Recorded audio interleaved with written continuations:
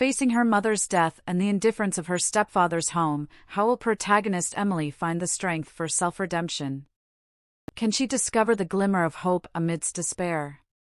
When despair envelopes, can Emily find the glimmer of hope?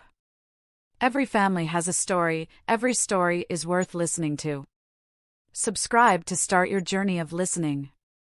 Everything used to be perfect, I thought to myself as I lay in bed holding my favorite stuffed green frog, Max, tightly against my chest, with crossed arms. It had been a rough 2 years for me. My parents had been married for 8 years, living a normal, happy family life. Then it all fell apart. A bit of bickering evolved into full-on shouting matches, any resemblance of that loving family gone. I didn't know how it got that bad. It wasn't something I could see coming or predict. It seemed to grow like a storm off the coast, little drops of rain turning into a huge downpour accompanied by the crashing thunder of broken dishes and screamed curses. I lay there, chin tucked into my chest, nuzzling my nose into Max's fuzzy head. I could hear my mother screaming again. This time it was because my father was unable to make the 5-hour trip for a visit he had scheduled months ago. It had to do with work or something. I found myself numb to the ever-growing spew of reasons I didn't care anymore. I had spoken to my father on the phone twice in the past 18 months and seen him once. I didn't expect him to come. My mother was a different story. You never Emily how much a woman can change when she loses the man she loves and her heart shatters. Carol always seemed more upset that she wouldn't see my father rather than him caring enough to make the trip to see me. Even after 2 years she was still in love with him. When he left, she tried to fill the void inside her with some light drinking and occasional wine, with dinner, going out for drinks with friends every now and then. These were all completely normal for an adult to do. In my mind, it was when things began to escalate that I could see my mother was developing a problem. One glass of wine at night turned into numerous glasses throughout the day. Going out for a drink once a week turned into not going out once a week. The drinking had stopped a year ago. That was when Carol found out my father had remarried. The news came without notice. Just a call one afternoon to announce that he had met someone a year ago. They had gotten married in a tiny ceremony a week ago and that he was moving 5 hours away with his new wife and her son. A love story wrapped up in a 5-minute phone call. I didn't blame my father for hiding it. For the same reason. I didn't blame him for not making more of an effort to see me since the split. My mother was a different person, the loving, warm woman who loved to bake oatmeal cookies, color with crayons, and never once swore. That woman I knew, as my mother was replaced with an empty, cold woman who, when she wasn't furiously angry, was an emotionless zombie of a mother. But my mother putting away the alcohol wasn't the blessing it should have been for me. The bottle had been replaced with a needle. I noticed the telltale signs of narcotics used right away, but couldn't put the pieces together, and Emily, that's where they pointed. I noticed her sudden drop in weight, the heavy bags under her eyes, and the fact that she never slept at night, whereas before my mother was constantly yelling at me about something, making me feel like my father leaving was my fault, making me feel as if I ruined her life. At least now she stopped yelling and would mostly just leave me to myself. While this wasn't the ideal life for me, I saw it as an improvement and figured things could continue to get better over time. Then, 3 months ago, my eyes were opened. I came home from school and had to use the restroom. The bathroom door was locked and my mother was inside. "Mom, I have to use the bathroom," I said through the wooden door. My mother replied with a frantic tone. "You're going to have to wait. I'm busy in here." "Mom, I can't wait. I really got to go," I pleaded with her rushed tone spat back. "Just go away.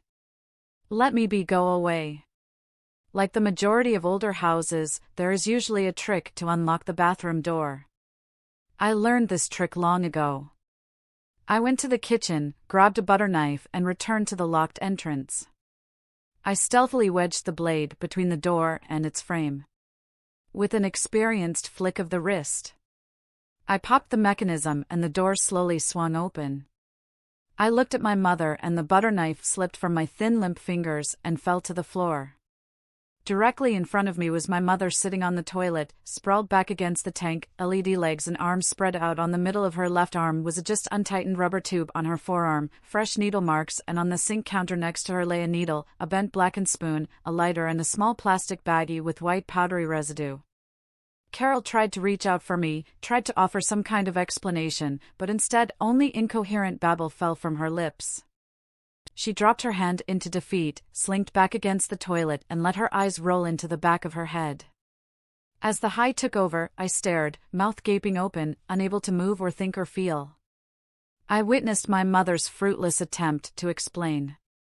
I saw the evidence, and while only being 14 years old, I was by no means a dummy. I reached up, grabbed the bathroom door handle, and slowly closed it behind me. I walked step by step to my room. I crawled into bed, reached out, pulled Ma's furry body into my own, rolled to my side, stared blankly at the wall, and began to weep. It wouldn't be the last time I found solace in the embrace of my green frog, Max, and the solitude of staring at the wall for the next 3 months. Every time I saw my mother and knew she was high, I would slowly walk to my room, grab Max, and continue my position, staring at the wall and sobbing.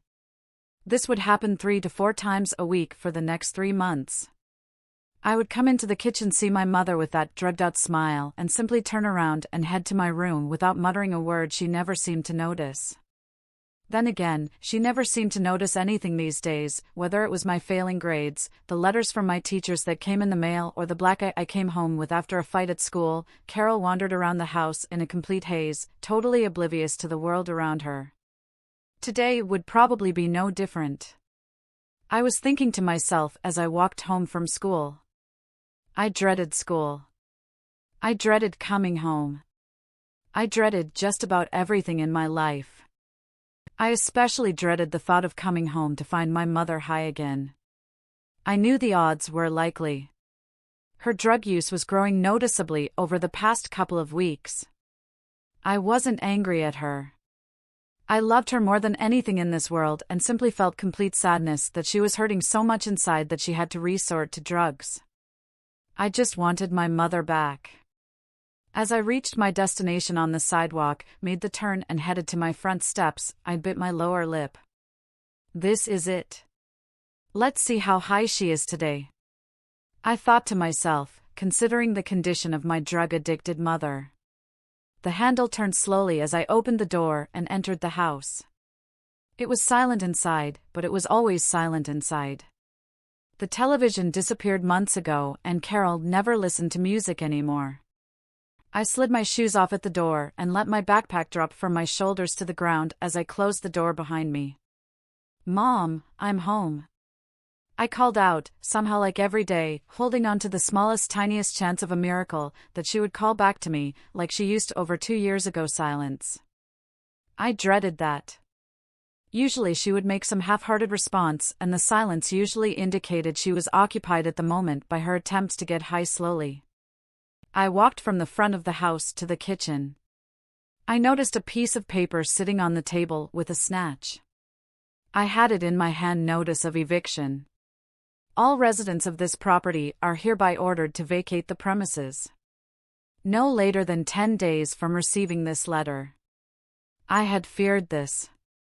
I feared that Carol would be using all of her money to feed her drug habit. My fear had come true. We had just over a week to find a new place to live. I wondered just how much worse my life could get. Then I saw it out of the corner of my eye. It was the toe of her sneaker. It was sticking out from behind the big brown recliner in the living room. I quickly rushed over to her location. Another fear had come true. She was on her back on the living room carpet, her skin pale and colorless, her eyes staring blankly into the air. A small gasp escaped my lips. My hand cued my mouth as I stared at her body. My hand then went to her mouth and nose.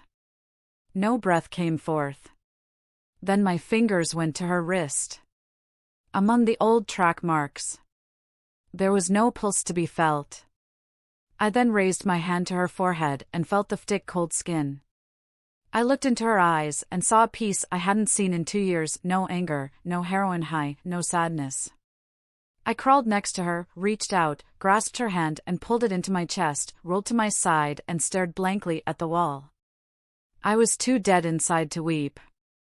The large raindrops splashed off the top of the dark brown casket. The irony of a rainy day funeral was lost on me. As I stared at the wooden box that held my deceased mother, I observed the 20 or so people who decided to attend the burial ceremony. The small crowd creating a semicircle around the casket consisted of mostly people from my neighborhood, smattered with a few of New York's old friends.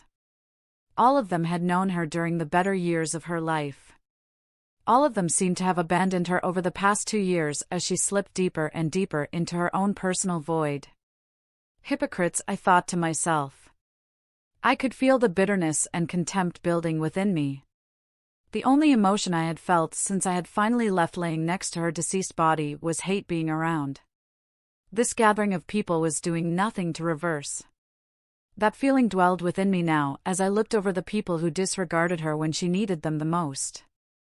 Those people who did not find a need to attempt to rescue her from the vices that ruined her life. They did show up, however, when those demons finally took it. Hate is a powerful thing, and I felt nothing but that for these people. The seed had been planted 6 days before, when I finally left her side after being there for 2 hours and traveled next door to inform my neighbor that seed was slowly watered. As the police came to my home, roped off the house and drew the attention of the entire block. They all gawked and stared. They passed their judgments and made their demeaning remarks. They were there to see her body wheeled out covered by a thin white sheet. None of them cared when she was alive when she needed them the most, but they all stood at the pew of righteousness, feeling better about who they were as people, because they weren't the unsuffering. Damn them. I swore in my head that seed of hate quickly became a sprout, and over the next 6 days leading to the funeral it would grow rapidly. I hated my father, Michael, who couldn't make the trip the day he got the call forcing me to stay with neighbors I barely knew and who obviously felt so inconvenienced by my being there. I hated my stepmother Teresa and her son Ben for coming along. Neither I nor Carol had ever met the two, but somehow they pretended to care enough to attend the funeral. Having met them for the first time just 8 hours earlier had given me time to hate other things about them. I hated Teresa's shallow fake smile when she met someone. I hated Ben's almost perfect blonde hair and beautiful features that donned too much makeup for his 16-year-old face. Ben was only 3 years older than me, but with his overdone cosmetics and revealing fashionable clothes, he looked to be 19. Me, with my dark brown hair and humble looks, with my baggy sweatshirts and outdated jeans, was the exact physical opposite. Right away, I hated Ben, for that hate is an interesting thing. As I stood there among the funeral's attendants, in between my father and stepmother, all I could feel was hatred. It didn't matter that my dead mother was about to be lowered into the ground. Emotions can be drugs. For 2 years, I was a constant user of sadness. When she died, sadness was no longer effective. I needed a hard drug. That drug was hate, and I was addicted. The drive to my father's house was unbearable. Ben, with his stylish green cell phone that slid open 3 different directions, sat next to me and had been talking for 3 straight hours. If you could call that talking, I had lost count of the number of OMGs and LOLs sputtered by my bubbly stepbrother. It had also been a drive of empty one-sided conversation with my stepmother. So far. We're happy to have you live with us. Teresa commented to me with so much fake sweetness. It almost gave me a cavity. I'm happy too. I said to my father the first words he had spoken directly to me since the funeral. We had to rearrange Teresa's angel room and turn it into a bedroom for you, but it was no big deal. My dad remarked. Kindly not for you, maybe, but you tried putting together a room for a teenage girl with such short notice. I didn't have time to paint. I didn't have time to pick out new drapes. I didn't have time to do any real decorating, not to mention finding a suitable place for my babies. My stepmother shot at my father. I muttered confused babies. Teresa collects porcelain angels and had the whole room filled with them. It's okay though, you needed the room more. My dad informed me through the rearview mirror. I could see my stepmom roll her eyes at my dad's last sentence. My dad continued, it's not much, a dresser and a bed, a small nightstand and a lamp. We work on making it more to how you want it. As you get settled in, maybe decorate it with those silly kittens you love. I haven't been into kittens since I was a. I began to reply but was almost immediately interrupted by Teresa blurting out, kittens. Michael, please, no girl in my house is going to decorate her room with kittens. I was already planning some really modern color patterns with Teresa trailed off as I stopped listening. I could see my stepmother become exuberant, talking about the interior design of my new room. I didn't care, so I drowned her out. The second 3 hours of the trip had been easier on me. Teresa put on a thick cloth beauty mask and fell asleep. Ben switched from talking on the phone to clicking away at its keyboard and listening to the white earbuds of his bright green iPod. My father drove silently as he listened to the low drones of a sports talk show on the radio. I stewed my father through the mirror. The past 2 years had changed him. He was tan and leaner. He seemed to have lost the goofy, carefree demeanor I knew for so long growing up. It appeared to have been replaced with a heavy sense of seriousness and almost a detachment from everything and everyone around him. It was almost like he was drowning out the world. I miss Mom.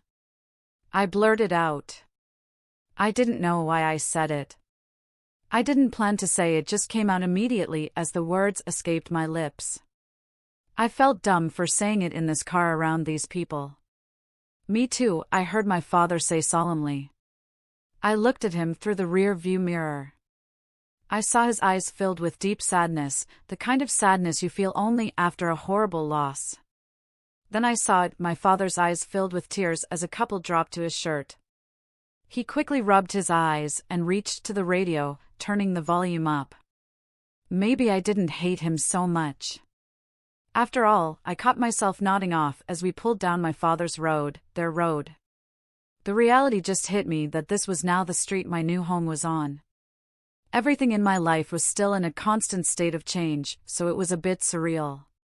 As the car passed through the middle-class neighborhood, filled with clean white picket fences and neatly trimmed perfectly clean lawns, they came to a stop in the nicely paved light gray driveway.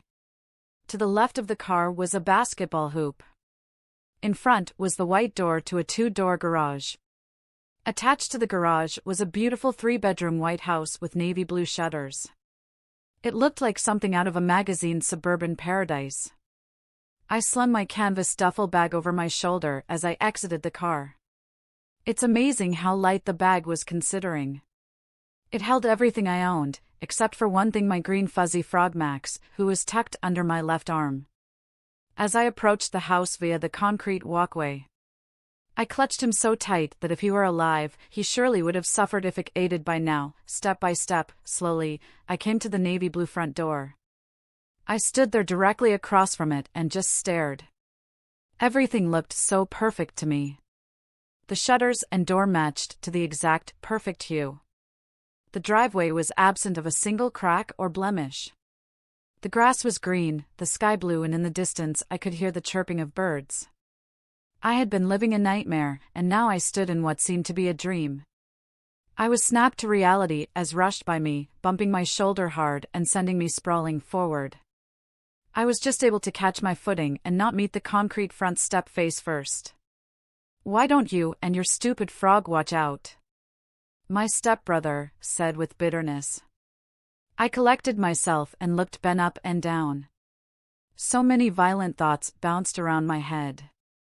Thoughts of pulling that perfect blonde hair out of his skull were the most prominent for even just a moment. I had taken a break from that dark personal realm of hate, but like an old friend, it had returned with that feeling brewing within me. I entered the house able to control those temptations to inflict pain and torture upon my stepbrother. I closed the front door behind me, already so cynical and doubtful that this new life could be any better than the last. If staring at a wall was an Olympic sport, I would be a gold medalist.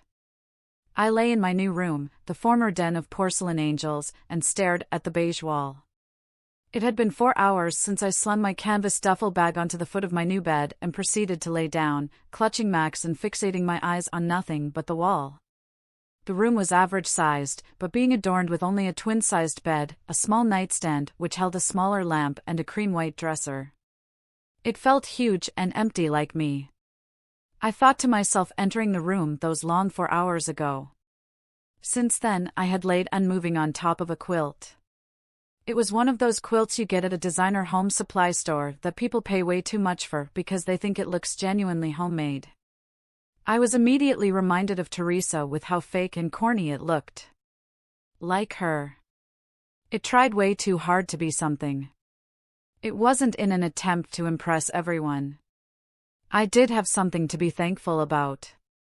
In those previous 4 hours, I was not bothered a single time. Not one time did someone stop in to see how I was doing, to ask if I needed anything or just to check in for this. I was grateful. I didn't want to see anyone talk to anyone or be around anyone, especially the people in this house. While my father wasn't horrible, he just reminded me too much of my lost mother and how much life had changed in 2 short years. The layout of the house actually complemented my solitary desires. The front of the house held the living room, dining room, and kitchen. On the right of the house were the bedrooms of my father and Teresa and Ben. To the left of the house was a large bathroom, the laundry room, and then my room lying in my bed. I was at all times at least 50 feet away from everyone. Mathematical blueprint equations like this are what kept my mind busy as I gazed at the wall. A knocking at my door popped my tranquility bubble. I was no longer alone. The voice of my father rang through my door. "Emily, can I come in? Maybe he'll go away if I don't say anything."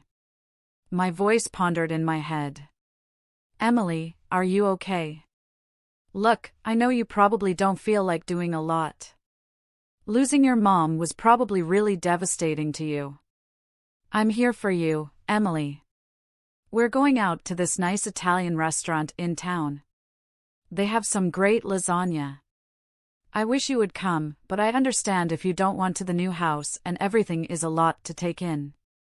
Remember, though, Emily, I know we haven't spoken much or seen each other much the past few years, but you're still my little girl and I love you. I'm always." My dad's heartfelt speech was shrewdly interrupted by the shrieking voice of Teresa. "Michael, let's go or we're going to miss our reservation." The magnitude and tone of Teresa's cry made me wince in my bed. I could faintly hear my father's hand fall to the handle of my door. At that moment, a significant part of me wished he would open the door, come inside and hug me. That part of me yearned to have my father hold me close, like when I was little, and make me feel like everything was going to be all right.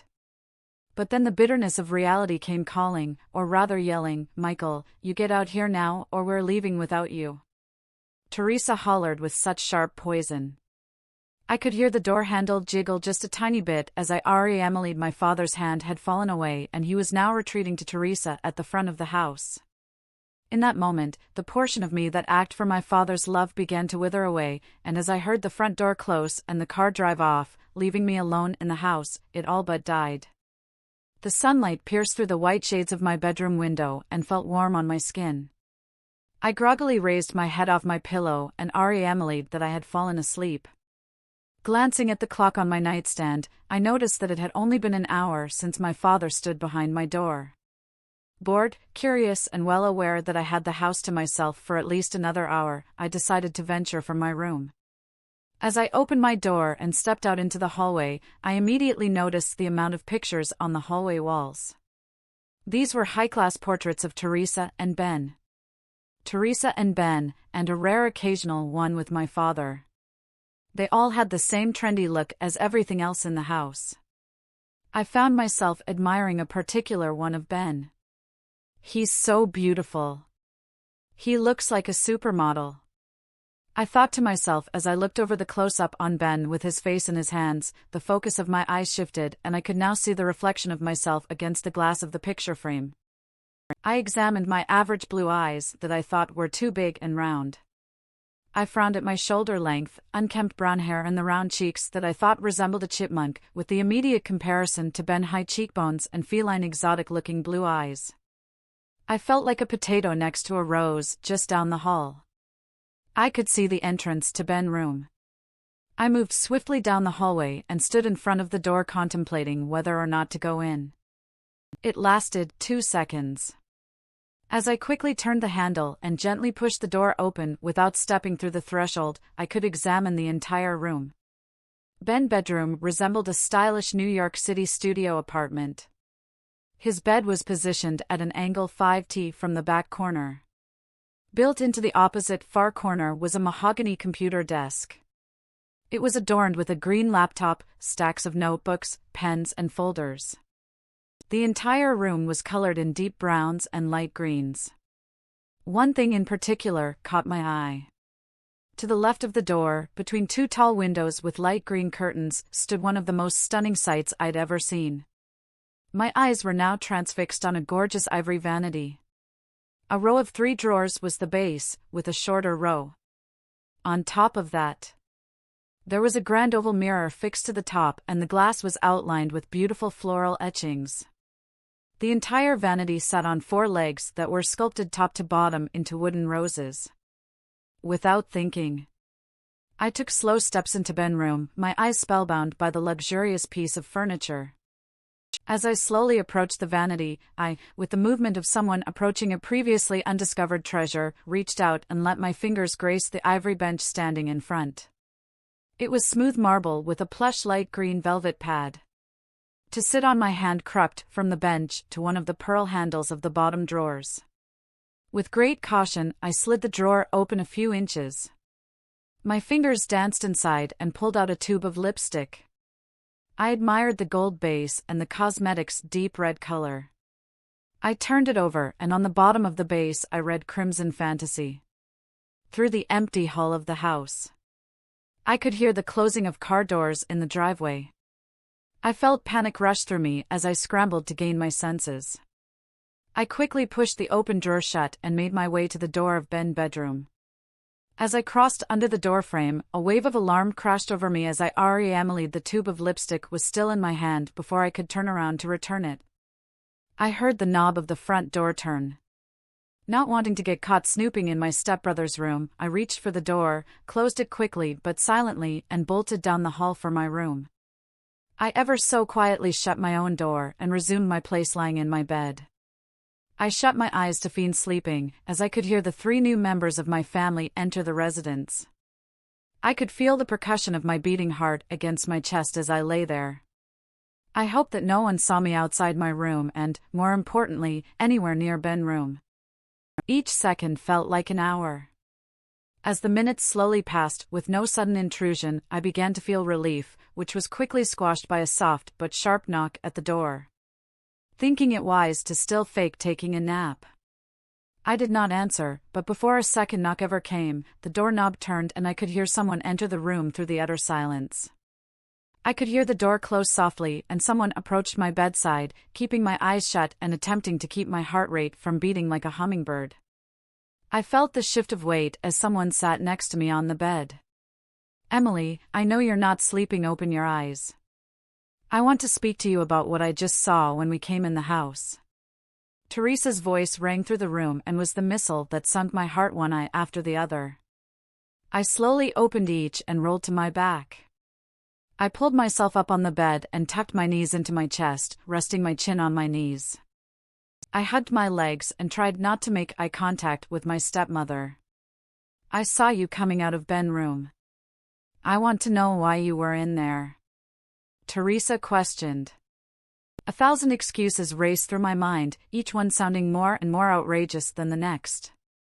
I was suddenly overcome with hopelessness and despair. I pondered that maybe if I was honest with her, maybe just maybe this woman could understand me and even attempt to aid me. I was curious and wanted to look around the house. I barely got out from my quivering lips. I saw Ben's room first and it was amazing. Everything is so beautiful. He is so beautiful. Then I saw the vanity and it made me wonder. Maybe I could find out what makes him so beautiful. The side of Teresa's mouth curled up in a slight smile. Her eyes showed pity onto me, Emily. I understand Ben is a gorgeous boy. He's my perfect little angel. He looks like a movie star. He is perfect. I can understand you wanting to be like him, to look like him. But honey, women use makeup to highlight their features, and I'm sorry, but you just don't really have anything worth doing that. No matter how long you sat in front of that mirror, and no matter how much makeup you put on, you're still going to look like you, and you should be proud of that. Lots of beautiful boys wish they could look more natural, Teresa said, dripping with a passive, aggressive, backhanded, insulting tone. Plus, pretty boys don't ever have to work for anything in life. They get the world laid at their feet. You won't have to deal with that. You can develop your own little personality. I looked down at my knees as her words hit my heart like a sledgehammer. It took everything I had not to let the tears flow from my torn soul. Teresa stood up from the bed and headed to the door. She stood in the doorway with the door in her hands, ready to close it. She peeked her head back in and looked at me, and I know you've been through a lot, but I wanted to warn you that your father is going to be really busy. Not only is he doing a lot of overtime at work, but Ben needs him with his solo for the school musical. He's going to be in, and I need him there for me to deal with the hurt and pain of having to put my babies in a box in our closet. So I hope you understand that he's just not going to have a whole lot of time for you for a while.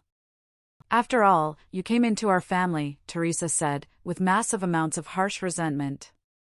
As Teresa closed the door behind her, my emotions were not conquered by the drug known as hate. Deep in my heart, I felt abandonment and loneliness. My mother, the only person who truly loved me, had given her life to drugs, and now the one place I might be able to call home, the one place I might find hope, love, and a new beginning didn't want me. At that moment, I felt like a single star perched in a night sky filled with nothing but darkness. At that moment I felt like the only answer was to escape the pain, to let the darkness extinguish my starlight and to take my own life. The quilt lay underneath me undisturbed. It had been 4 hours since Teresa came into my room and said the words that cut through me like a knife. It had been 4 hours since I had first contemplated taking my own life as a solution for my tragic problems. It had been 4 hours for me to lie there staring at the wall holding Max ever so tight, and go back and forth on the decision to do. It was now 2:20 in the morning. The red numbers on the alarm clock next to my bed pierced the darkness. I hadn't had much of an appetite in the previous week, but now I found my stomach growling like a caged tiger. Mulling over the consequences of the last journey from my room, I decided the chances of everyone being sound asleep were good enough to venture forth to the kitchen once in the hallway. I tiptoed toward the kitchen with Max in tow. I emerged from the end of the hallway, took a right, and was at the opening of the kitchen within 10 steps. Luckily for me, the multiple expensive appliances offered enough luminance through the dark for me to manage a path to the marble tile floor. The ground felt cold on my bare feet as I crossed from the carpet of the hall to the kitchen. My hand traced over the long matching marble counter as I found my way to the double-door refrigerator fixed against the back wall. Like all the other appliances around me, it was gleaming stainless steel. I reached for a handle on the front of the refrigerator but found nothing to grasp. Squinting my eyes and looking closer, I found that, except for a pencil-thin line separating the two doors, the surface was totally flat, stumped, and still hungry. I made my way back to the long counter where I thought I had seen a basket of fruit. I found it there in the center of the marble, perfect hand-woven basket, holding a variety of fruit. My stomach grumbled when I saw what appeared to be a juicy red apple. I snatched it quickly in my hands and found it to be slick and odd. I looked closer and Emilied that the apple was wax and out of the top hung a small wick. I frowned and set the apple imposter back in its home. Disappointed, I decided to give up on my quest to relieve my hunger. Just as I was about to turn out of the kitchen, I heard footsteps coming down the hallway. After my last experience from exploring the house, I found myself stricken with fear and anxiety. I feared the passive bittersweet wrath of my stepmother, but before I could move there, now stood a shadowy figure at the end of the hallway and was taking its steps toward the kitchen. Out of pure instinct, I found myself shutting my eyes and cowering. "Emily, is that you?" It was the voice of my father that rang through the darkness, calling out to me. I found myself slowly releasing from my tight ball of protection. "Yeah, it's me, Dad." I responded back to him, while the largest portion of my fear had subsided. "Ed," I found myself still a bit wary of letting myself feel totally comfortable. "What are you doing up at this hour?" My dad's voice sounded weary and tired, but also expressed concern. "I don't know, I'm hungry. I guess I was trying to find something to eat, but the refrigerator handle is broken." I think I offered my explanation. I could hear my dad chuckle under his breath. He walked past me wearing his navy blue flannel pajama pants and crisp white cotton t-shirt and stopped in front of the fridge. He motioned me over with a small hand gesture. I obeyed and walked over, standing next to my father. He pointed to the bottom of what appeared to be the right door of the steel object. He placed his finger 3 into the left of the pinstripe line and pressed the door, released from its grasp, and exhaled a deep breath of cold air. A small awe of the obviously expensive technology was felt by me, but was soon replaced with a wonder why my dad needed a Jetsons refrigerator. It, like everything in the house, seemed to all be put together for the simple purpose to impress others. Not to be practical, but to be the talk of those who saw it. I, who had spent the last couple of years shopping for my mother and me and microwaving most of my dinners, found myself just not feeling the need for all the hoopla. While I pondered what other domestic devices had secret hidden entry methods. My father had removed a glass bottle of milk and a plate of cookie bars. He then placed his hand gently on my back and guided me around to the other side of the countertop. There I found a row of wooden stools with puffy black cushions. My dad pulled out one and let me sit first. Then he found his own sitting next to me.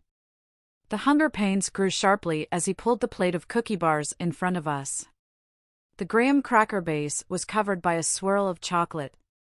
My mouth watered as I reached for my first one for the next 5 minutes. We sat in silence, swallowing my second rich cookie bar. My stomach, while now satisfied, was telling me just how good some cold milk would be. After a quick scan of the counter, I turned to my dad. "We need glasses." I noted no glasses. He said rather bluntly, "This is my time. I come out here once a week. I get to be alone, I get to drink from the bottle. I get to be by myself." I suddenly found myself assuming that my father was giving me a hint. I mumbled what was an attempt at a quick apology and started to get up from my stool. "I wasn't telling you to leave, kiddo. My time is now our time. It gives me a chance to share some cookies and milk with the daughter I haven't seen nearly enough of lately," he told me warmly. My father grabbed the large bottle of milk, his hand wrapping around the neck, and he brought it to his lips with a bend of the wrist. He swallowed 3 large gulps. The bottle was then returned to the counter as he let out a soft belch. I giggled a tiny bit as I looked up at my dad and saw a long white milk mustache above his upper lips, what he questioned, feigning confusion and returning a big warm smile. Then he slid the bottle over to me and nodded for me to take my own drink. I placed my small hand on the neck of the bottle, my fingers barely wrapping halfway around. My other hand found the bottom in order to lift it to my lips. I tilted the glass container and took a large chug of milk. The bottle once again found the table as my small body let out a high-pitched pip of a burp. My father looked over at me and gave a hearty chuckle as he saw a massive matching milk mustache dripping from my lips. The morning sun penetrated through the windows in my room. It was now Saturday, 8 hours after my late-night dessert snack with my dad, and for the first time in a long time, I awoke with a feeling of hope. While that feeling was still very small, it was doing a good job of distracting me from the dark emotions that overwhelmed me daily. Rolling out of bed, I scanned my bedroom floor and found the same denim blue jeans I had worn the day before, with only a few pairs of pants. I often had no other choice but to wear the same pants 2 or 3 days in a row.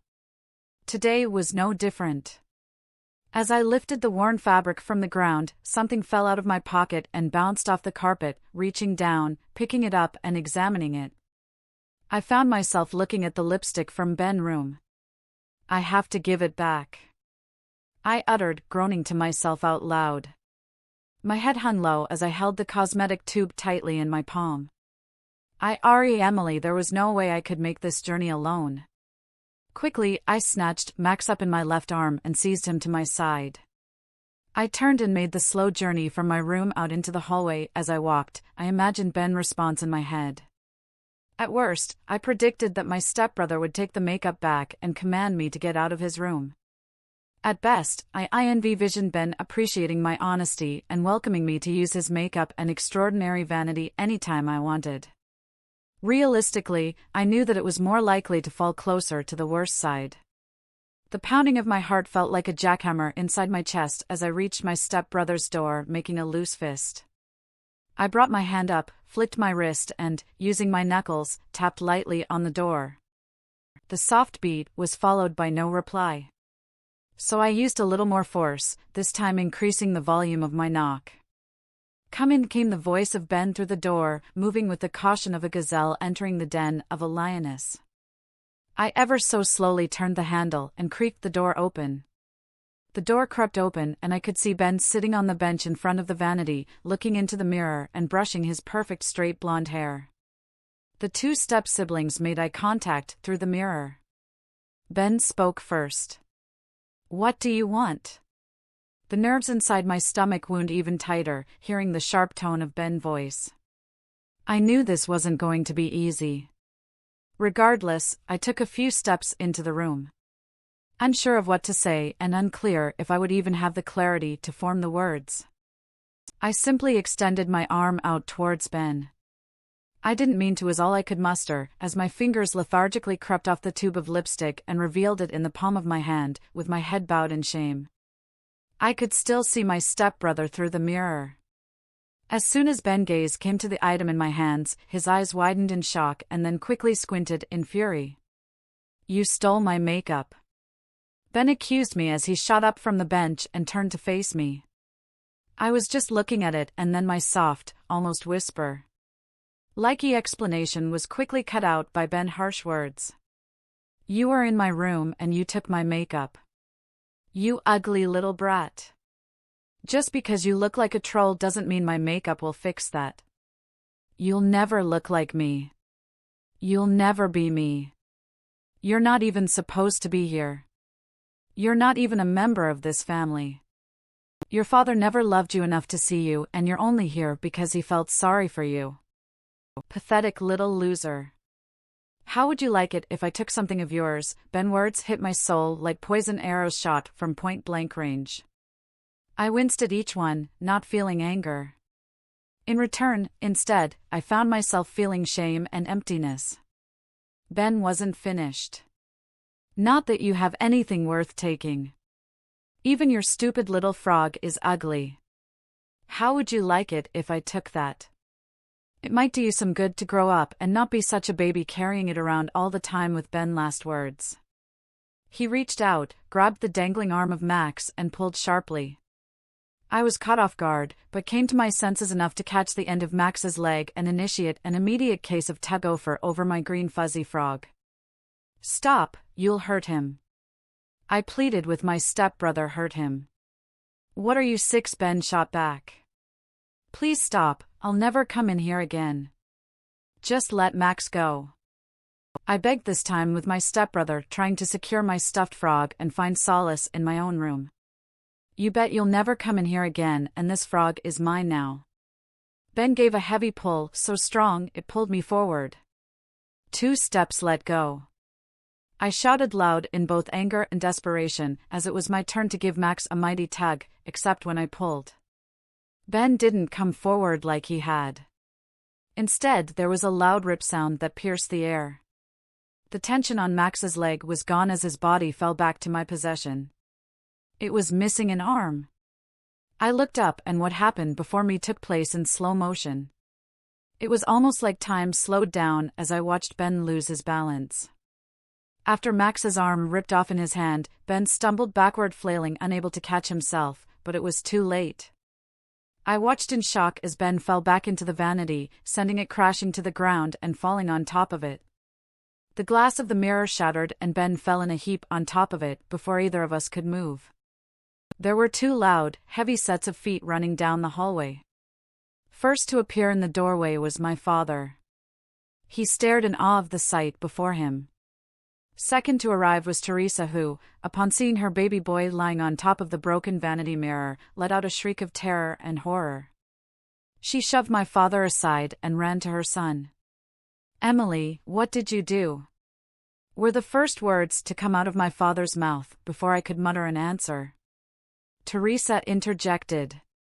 "I'll tell you what she did. Michael. She came in here to ask Ben if she could use his makeup. When Ben said no, Emily got so jealous and angry that she shoved poor Ben right into the vanity. The vanity, by the way, that was one of a kind and will take me forever to replace." Teresa's baseless accusations came forth so freely. She had turned again to her son, who was now sitting up. Ben appeared to be fine, save for his now messy hair and a too superficial cut on his left cheek. It was a cut so shallow that while it was red it couldn't produce a single drop of blood. "And look at my poor baby, that's going to scar." "I know it. I know it, Michael. We have to take him to the emergency room. He may have internal injuries. I'm going to get him into the car. You take care of that girl." Teresa seemingly refused to refer to me as Michael's daughter. Teresa helped Ben to his feet and, putting her son's arm over her own shoulder, helped him out of the room. As they passed by me, Teresa shot me a look of anger and bitterness. Once they were out of their room, my father turned and faced me. "Emily, is what Teresa said true?" Michael asked me softly and solemnly. Shaken by the events of the last 15 minutes, I struggled to find words. I became aware that it might appear I was trying to think of an excuse, so I just babbled whatever I could get out. "Dad, I didn't." I was quickly interrupted. "Don't lie to me, Emily, please do not lie to me." My dad immediately accused and commanded at the same time. "But I'm not lying," I stammered pitifully. I could see both growing anger and disappointment in my father's eyes. "Emily, I want you to go to your room and stay there the rest of the night. I'm going to take Teresa and Ben to the ER. Do not come out, and tomorrow is your first day of school and you are going. I don't want to hear anything else about it. I'm so disappointed in you. I really thought this could work. Emily. I really did, but now I'm starting to wonder if maybe you'd be better off somewhere else." My dad trailed off in such a disheartened tone that it almost brought tears to my eyes. If I wasn't already so empty inside, it would have. Slowly, I walked past my father and turned down the hallway. I stopped just inside my door and looked once more back down the hallway. My father stood with his head bowed under Ben doorframe. "Dad," I attempted to communicate one last time. "Just go to your room, Emily." My father spoke defeated as he turned and walked to the front door. I slowly closed my own door behind me, crawling into bed. I laid Max next to me, lying on my side. I traced my finger over the giant rip where his frog arm used to be. Now he's torn. Just like me, I thought to myself. I wrapped him up in my arms and stared at the wall. I played back my recent memories in my head, starting with finding my mother dead in my own home. Slowly, darkness crept over my heart. Slowly, feelings of emptiness, abandonment and loneliness swept over me as the images in my head reached the present. As the images in my head reached the present, I found my heart and soul drowning in a sea of numbness. I was finally overcome. I had reached my breaking point. The feelings inside me overcame me, and I was convinced that I no longer had a place in this world. The only person who truly ever loved me had died, and I wanted to follow her. As I closed my eyes, I made up my mind there was no turning back now. Tomorrow would be my last day on Earth after school. I would return home, and with everyone out of the house and all alone, I would take my own life. How one could wake up to the last day of their life and feel completely serene perplexed me. I had been lying awake for the past half an hour, watching my alarm clock. That alone was an interesting event to me. Each tick of the minute, each change of the digit was like a slow countdown to my final moment on Earth. Watching the slow expiration of my life be tallied away was a new experience. Then again, it wasn't quite staring at the wall. I wanted to see as little of the 3 other people in my house as possible. It was going to be my last day alive, and I didn't have any desire to deal with the cold stare of my stepbrother, the artificially sweet, passive, aggressive tone of my stepmother, or the complete indifference of my own father. I had heard them arrive home from the hospital just an hour after they had left last night. I had heard my stepmother's shock and anger with the emergency room nurse who refused to admit her son over a superficial laceration. I had also heard my father's adamant refusal to schedule an appointment with a plastic surgeon over an injury not much larger than the average paper cut. So I had arisen at 5:30 that morning and took the quickest, quietest shower of my life quickly. I had slipped on a plain worn navy blue hooded sweatshirt and a faded pair of blue jeans that were 2 inches too long for me. Then I proceeded to do the time watching that took up my entire morning. It was now 7:15, and I already politely turning down my father's mumbled offer to have some cereal, slung my canvas bag over my shoulder and headed to the front door of the house. As I slipped out of the front door, I made sure to lock it behind me. Everyone had already left for their respective day's agenda. My father was now at work. Ben was at a morning musical practice, and my stepmother Teresa was presumably out shopping earlier that morning when my father made a flate-fecked offer of cereal. He was also quick to mention that there would be a school bus in front of the house at 7:30. I was lucky to have heard that, as I made every attempt to drown each individual word that escaped his mouth. After traveling down the walkway, I found myself standing where it met the sidewalk in front of the house. As I waited for my transportation to school, I found my mind swirling around the different ways I could do the dark deed that afternoon after school. Before I could let my imagination go into too much detail, I was snapped to attention by the hydraulic brakes of the long, large yellow metallic beast in front of me. With my head down and attempting to draw the least amount of attention possible, I boarded the bus and found an empty seat halfway to the back, trying not to make eye contact with anyone. I clutched my bag and kept my head lowered within my peripheral vision. I could see a pair of black canvas high-top Converse with hot pink laces settled on the bus floor across the aisle. That was enough for me. I didn't dare to let my eyes drift up and draw the attention of whomever those feet belonged to. The ride to school quickly became a sudden place of suicidal meditation for me. I let my eyes wander to the ground between my feet as my mind did a warp speed review of my life and the options I had to end it that afternoon, just as I was about to settle on the route in which I would take to no longer exist.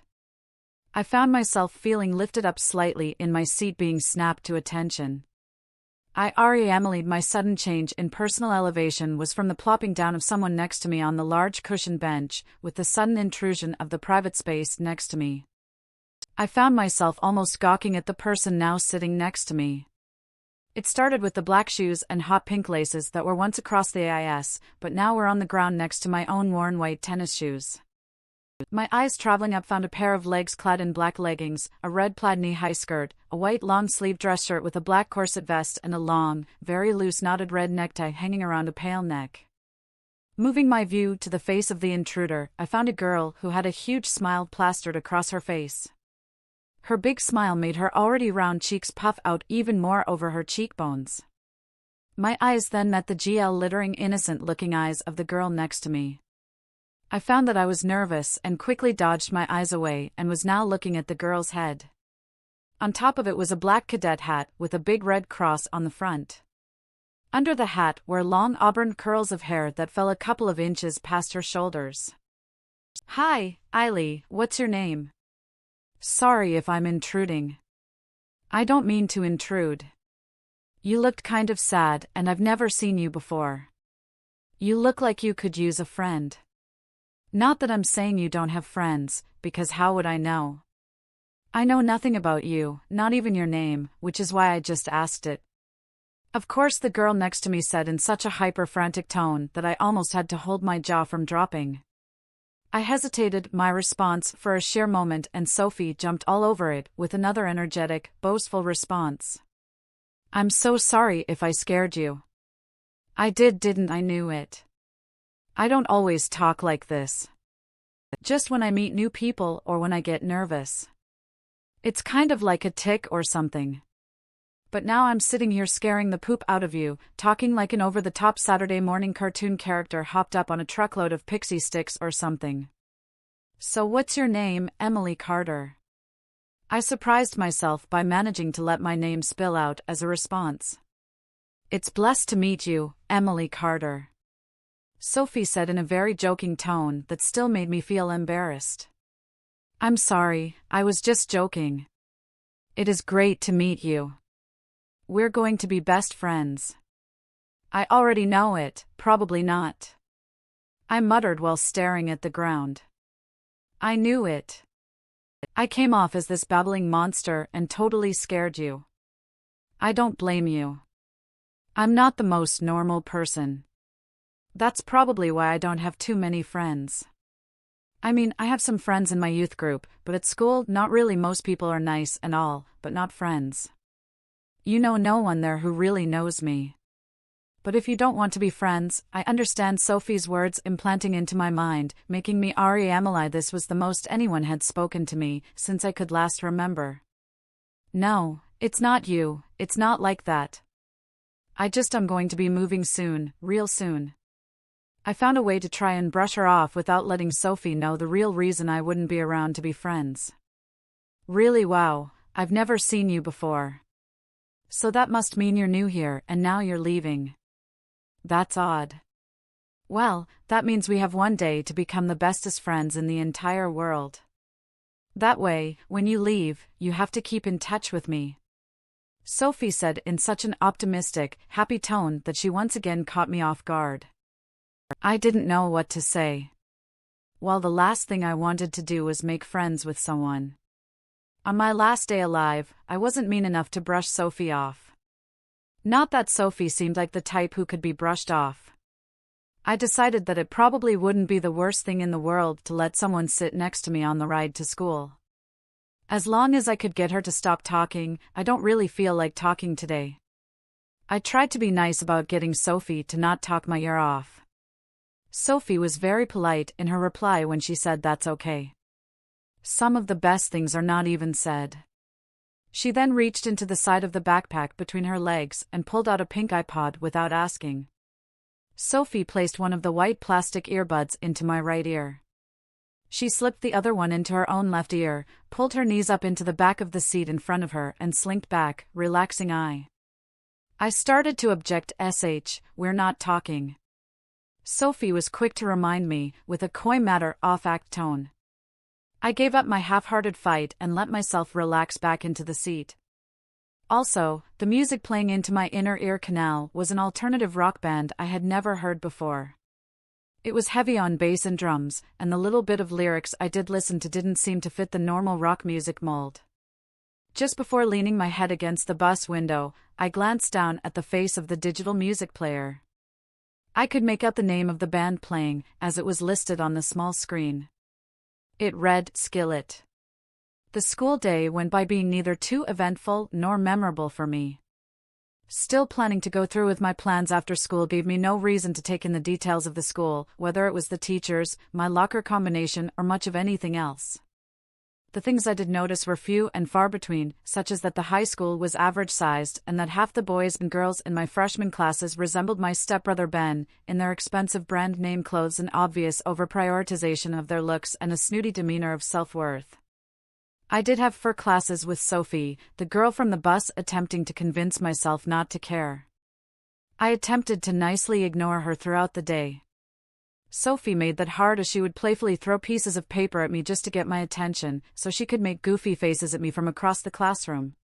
She did this in every class we had together. It made it rather difficult for me to concentrate on just how I was going to finish my mortal tensi after school was out. As the last bell rang, I bolted as quickly as I could to the bus without drawing attention to myself. I planned to find a seat with someone else in order to avoid Sophie boarding the bus. I groaned. I was the first one on with my plan foiled. I found the same seat I occupied that morning. Somehow it didn't surprise me when the second person on the bus was Sophie. It surprised me even less when Sophie popped down right next to me. Sophie looked at me, placed her 2 pinched fingers to the corner of her full lips and pulled them across like a zipper. She then turned an imaginary key, which she then pretended to throw out of the open bus window next to us. Bowing my head, I tried to hide the smile I couldn't resist having after such a goofy display. The ride home was much like the ride to school. Sophie once again placed the earbud in my ear, and once again we listened to alternative rock music. I could hear the instruments, but with my mind slipping away. Thinking about this being my last hour on Earth, I didn't focus on any lyrics. With a release of air, the hydraulic bus brakes came to their first stop, with the bus not moving. Sophie reached into her backpack and pulled out a neon green gel pen and a small notebook. She quickly wrote something inside the notebook and then ripped out the paper that the fresh ink was on, tossing the notebook back into her bag. She then folded the paper in half and wrote something on the top of it. The bus had started back up again, but after only traveling a few hundred feet came to the second stop. Sophie quickly scrolled through her iPod, hit the pause button and pulled the earbud from my ear, wrapping the tiny white headphones around the electronic device. She placed it in my hand and curled my fingers around it. Then she grabbed my free hand and placed the note gently into my palm, but I was cut off by Sophie's finger pressed against my lips. Sophie shook her head, pointed to the note and with a quick motion grabbed her bag and stood from the seat. I looked at the note in confusion and looked back up at Sophie. There was no one there, and the bus had started to move again.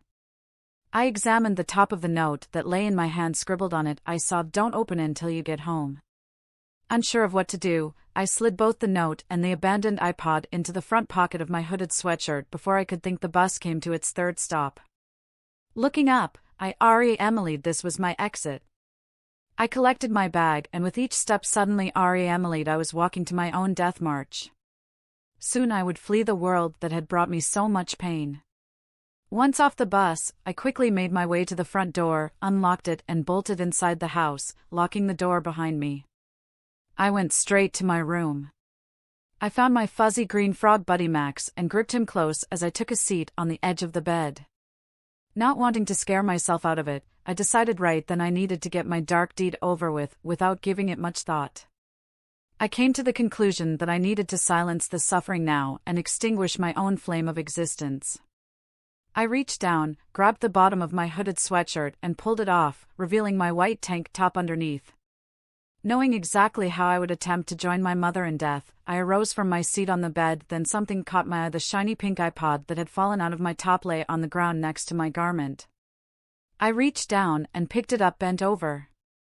I also noticed the corner of Sophie's note sticking out of my pocket. I grabbed it also and returned to my seated position on the bed. I placed the iPod on my lap as I opened the note. In pretty neon green gel pen was written, "Just press play and listen. Please listen, really listen." I figured I could give the one nice person in my life a last request. I placed the earbuds in my ears and let my thumb circle over the play button. After some hesitation, I pressed play on acoustic guitars. Melody came through and entered my head. At first, I just listened to the rhythm and then I remembered the note, so I listened. I really listened. I let the words flow through my ear and into my skull, but they didn't stop there. The more I listened, the more they sunk into me. The more I listened, the lower the words entered me when the chorus came through the tiny speakers. It was penetrating my heart, piercing into my soul. It was then that for the first time since my mother died, I began to cry. My tears poured from within me and I had no idea why. They were tears of sadness, hurt and grief. But as the song played on, they became tears shed as release and relief. I curled up on my bed, my knees buried in my chest as I wept. The teardrops flowed like rain as I felt a great heavy burden lifted from within me. The song came to an end, and I quickly pressed play again. I listened to it for a second time, this time crying harder and heavier. I heard every word that was sung. The chorus of the song seemed to play just for me, as it rang right into my very spirit.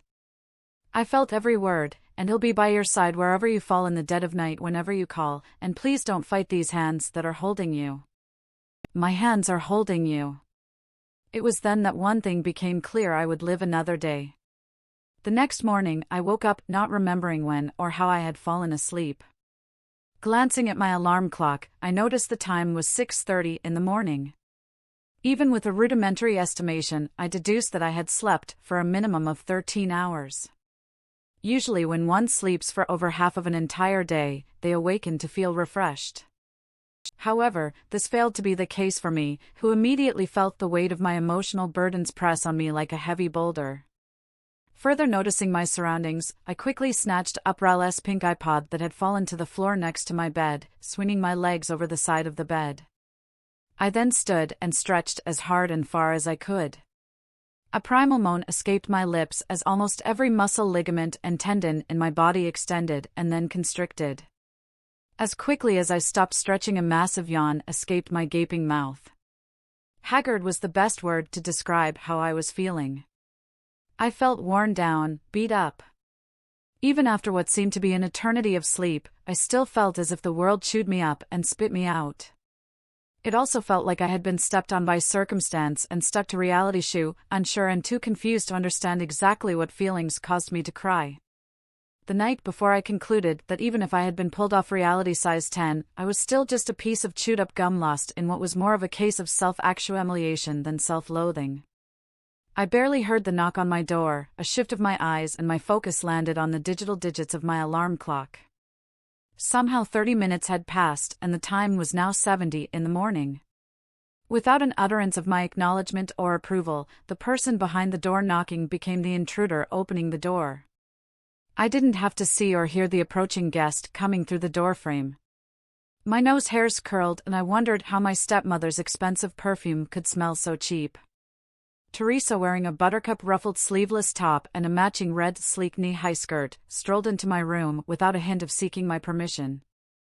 The click-clack of her fashionable heels echoed in my mind. I could hear and see her speaking to me, but what was processed as sound in my head was much more comparable to a high-pitched air horn. I bet she would buy a bottle of Kaup if they called it perfume and put Beyoncé GC's name on it. I couldn't help but think to myself. The conversation ended rather abruptly, as much of a one-sided encounter as it was, with Teresa babbling in my direction and me attempting to have at least a half-hearted look of interest.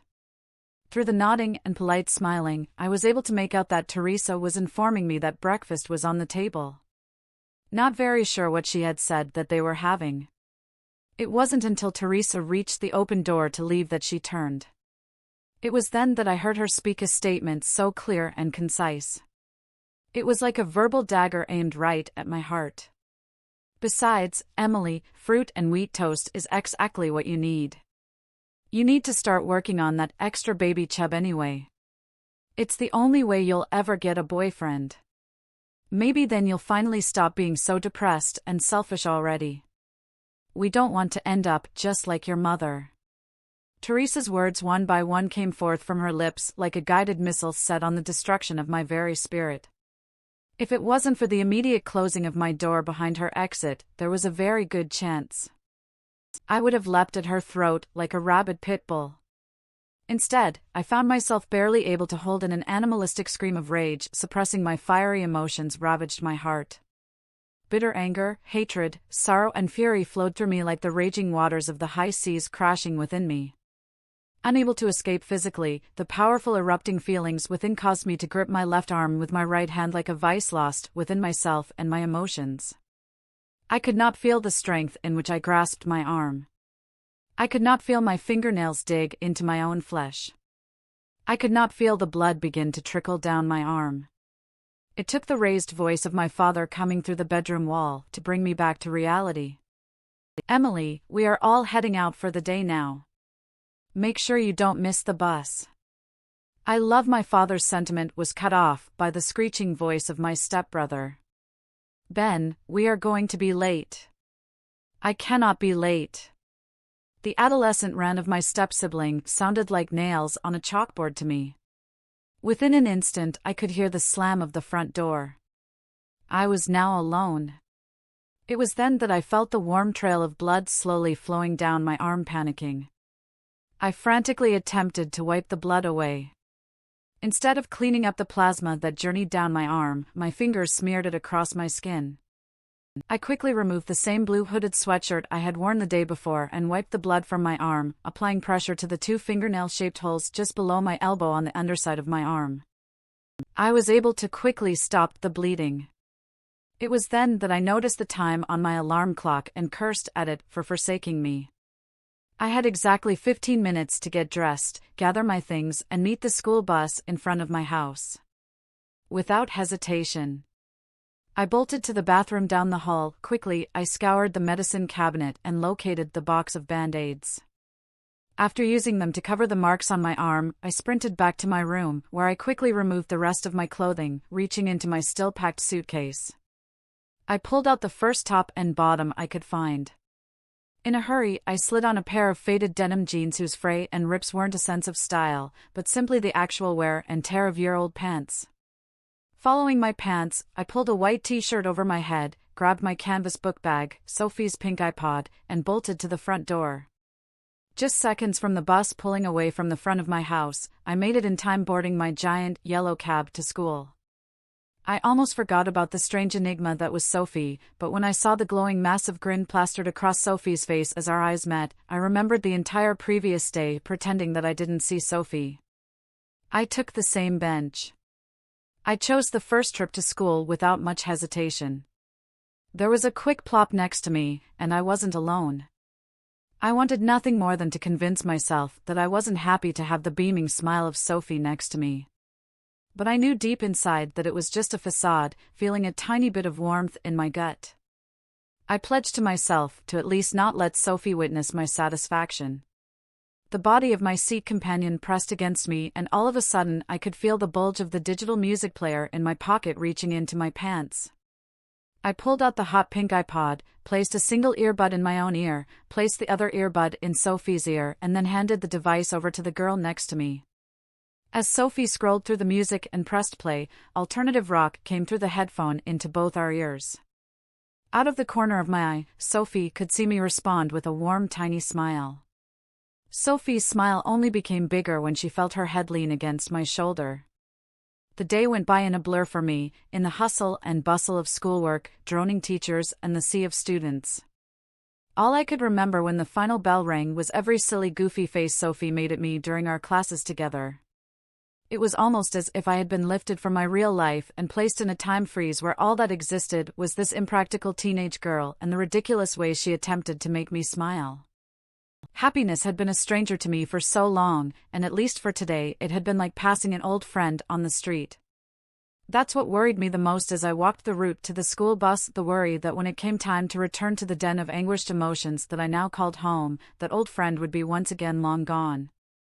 I didn't have much time to think about those thoughts too long. Quickly, I was on the bus, and even quicker, Sophie was next to me.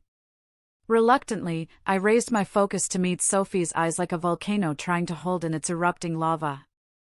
My attempt to refrain from smiling failed rather miserably. The grin painted across my face was akin to that which you might find painted on the bust of a cartoon clown. It wasn't my fault. I couldn't help myself after spending the day with Sophie as the prescription to my morning's illness.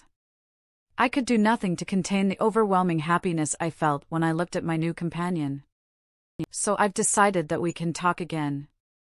I mean, I'm surprised I went this long. The last time I went that long without talking. I don't think I've ever gone that long. Talk about painful.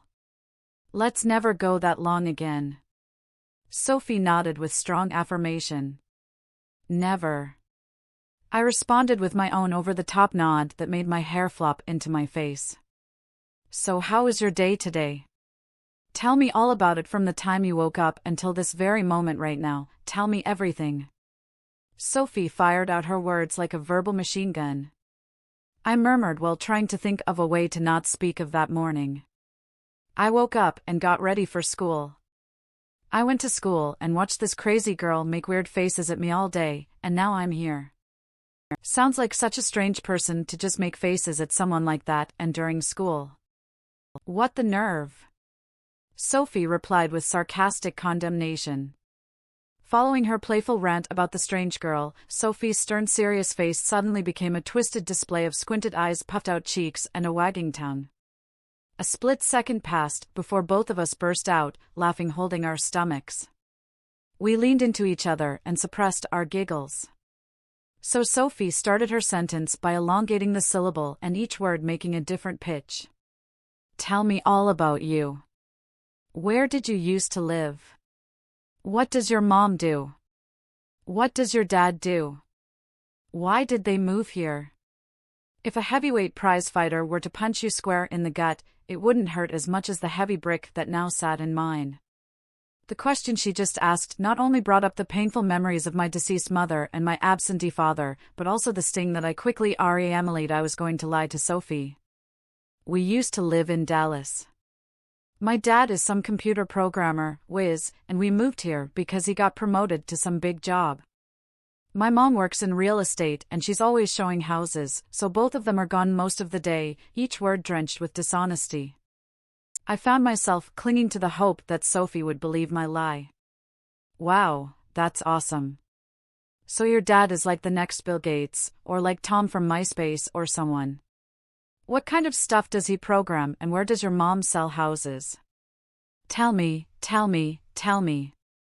Sophie pleaded with me to let her know more about my life. Well, I paused in order to manipulate a false tale.